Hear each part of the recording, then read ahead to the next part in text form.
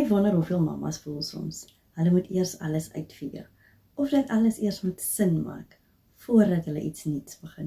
Ek verstaan daai gevoel al te goed. Toe ek begin het met my journey, om nuwe skills te leer, het ek baie min geweet. Ek het gewonder, waar begin ek? Gaan ek dit kan doen? Wat as ek weer iets probeer, en het werk nie uit nie?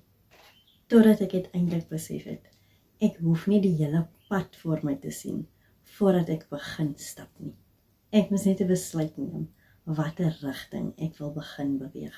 Vir my was dit die besluit om nuwe skills te leer, en om stap vir stap iets van myself te begin bou, sodat ek vir my en my kinders meer opsies, meer keuses, meer sekuriteit kan skep. En nee, ek is nog nie by die eindpunt nie. Ek leer steeds, ek bou steeds, maar ek beweeg. En dalk is dit die belangrikste ding om vandag te onthou.